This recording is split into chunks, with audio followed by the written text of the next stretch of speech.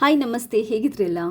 ನಮ್ಮ ಕೂದಲು ತುಂಬಾ ಸಾಫ್ಟ್ ಆಗಲಿಕ್ಕೆ, ಸಿಲ್ಕಿ ಆಗಲಿಕ್ಕೆ, ಡ್ಯಾಂಡ್ರಫ್ ಇದ್ರೆ ಅದು ಪರ್ಮನೆಂಟ್ ಆಗಿ ಹೋಗಲಿಕ್ಕೆ, ಅದೇ ಥರ ಕೂದಲು ದಪ್ಪಾಗಿ ಕಪ್ಪಾಗಿ ಚೆನ್ನಾಗಿ ಗ್ರೋ ಆಗಲಿಕ್ಕೆ ಕೂಡ ಒಂದು ಸೂಪರ್ಬ್ ಆಗಿರುವಂಥ ಹಳ್ಳಿ ಮದ್ದನ್ನು ಹೇಳ್ತಾ ಇದ್ದೀನಿ.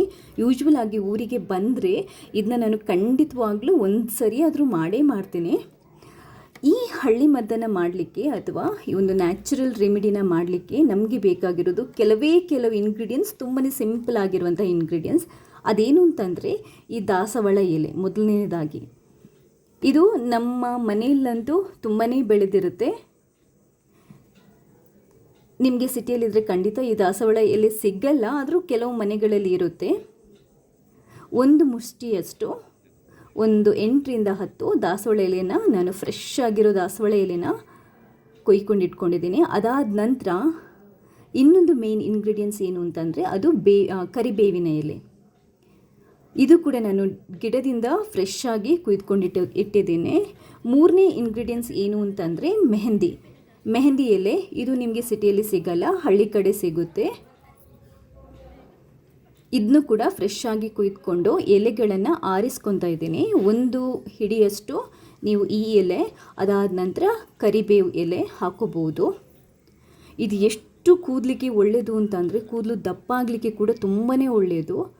ನಿಮಗೆ ಸಿಟಿಯಲ್ಲಿ ಸಿಗುವಂಥ ಮೆಹಂದಿ ಪೌಡರಲ್ಲಿ ತುಂಬಾ ಕೆಮಿಕಲ್ ಹಾಕಿರ್ತಾರೆ. ಅದರಿಂದ ಹಳ್ಳಿಯಲ್ಲಿ ಮೆಹಂದಿ ಎಲೆ ಸಿಕ್ಕಿದರೆ ತುಂಬಾ ಒಳ್ಳೆಯದು. ಮೆಹಂದಿ ಎಲೆ, ಕರಿ ಲೀವ್ಸು, ದಾಸವಾಳದ್ದು ಎಲೆ, ಇಷ್ಟನ್ನು ನಾನೊಂದು 2 ಹಿಡಿಯಷ್ಟು ಮಾಡ್ಕೊಂಡಿದ್ದೀನಿ. ಇವಾಗ ದಾಸವಾಳ ಎಲೆ ಕೂಡ ಕಟ್ ಮಾಡ್ಕೊಂಡು ಹಾಕೊತಾ ಇದ್ದೀನಿ. ಇದನ್ನ ಏನು ಮಾಡಬೇಕು, ಒಂದು ಪಾತ್ರೆಗೆ ಹಾಕಿಬಿಟ್ಟು ನೀಟಾಗಿ ಚೆನ್ನಾಗಿ ಕ್ಲೀನ್ ಮಾಡ್ಕೊಳ್ಳಿ. ಡಸ್ಟ್ ಎಲ್ಲ ಇರುತ್ತೆ, ಬೇರೇನು ಕೆಮಿಕಲ್ ಏನೂ ಇರಲ್ಲ, ನ್ಯಾಚುರಲ್ ಆಗಿ ಬೆಳೆದಿರುವಂಥ ಗಿಡಗಳಿವು. ನೀಟಾಗಿ ತೊಳೆದ್ಬಿಟ್ಟು ಇವಾಗ ನಾವಿದನ್ನ ಪೇಸ್ಟ್ ಮಾಡಬೇಕು. ಪೇಸ್ಟ್ ಮಾಡೋಕ್ಕೆ ನಮ್ಗೆ ಇನ್ನೊಂದು ಇಂಗ್ರೀಡಿಯೆಂಟ್ಸ್ ಬೇಕು. ಅದೇನು ಅಂತಂದರೆ ಈ ಟೀ ಡಿಕಾಕ್ಷನ್ ಇದೆಯಲ್ಲ, ಅದು ಬೇಕು. ಒಂದು ಅರ್ಧ ಕಪ್ಪಷ್ಟು ನೀರಿಗೆ 1 ಟೇಬಲ್ ಸ್ಪೂನಷ್ಟು ಟೀ ಪೌಡರನ್ನು ಹಾಕಿಬಿಟ್ಟು ಚೆನ್ನಾಗಿ ಕುದಿಸಿ ಸೋಸಿ ಒಂದು ಅರ್ಧ ಕಪ್ ಆಗುವಷ್ಟು ಡಿಕಾಕ್ಷನನ್ನು ತಗೊಂಡು ನಾನು ಇದಕ್ಕೆ ಹಾಕೊತಾ ಇದ್ದೀನಿ. ನೀವು ಡಿಕಾಕ್ಷನ್ ಸ್ವಲ್ಪ ಜಾಸ್ತಿ ಮಾಡ್ಬೋದು, ಎಲೆಗಳನ್ನು ಜಾಸ್ತಿ ಆಗ್ತಾ ಇದ್ದರೆ. ಈ ಥರ ತಿಕ್ಕ ಪೇಸ್ಟ್ ಮಾಡಬೇಕು, ತೆಳು ಆಗಬಾರ್ದು.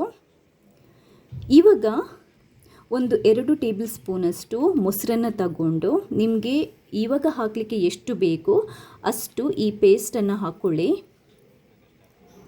ಪೇಸ್ಟ್ ನೋಡಿ ಈ ಹದಕ್ಕೆ ಬರಬೇಕು, ಇಲ್ದಿದ್ರೆ ನಿಮಗೆ ತಲೆಗೆ ಹಚ್ಚಿದಾಗ ಮತ್ತು ಮೊಸರು ಹಾಕಿದಾಗ ತುಂಬ ತೆಳುವಾಗುತ್ತೆ. ಆದ್ದರಿಂದ ಯಾವುದೇ ಕಾರಣಕ್ಕೆ ನಾವು ಈ ಪೇಸ್ಟನ್ನು ತೆಳು ಮಾಡಬಾರ್ದು.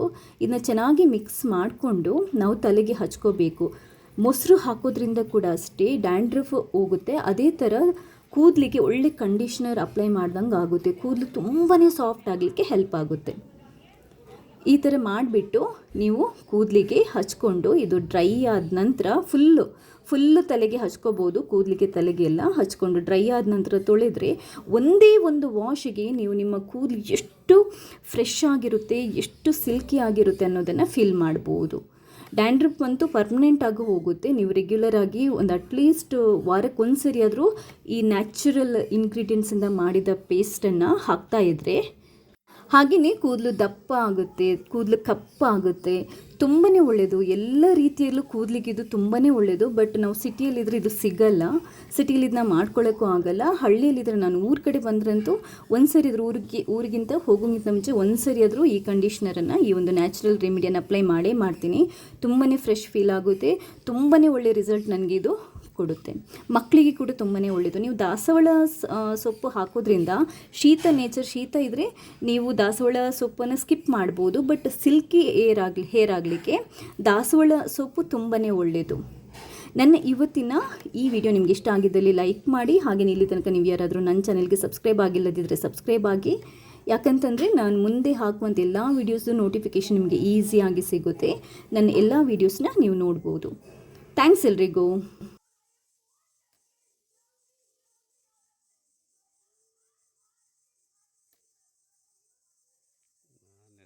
ಶ್ವೇತ ಯಾರೋ ಕೂಗ್ತಾ ಇದ್ದಾರೆ.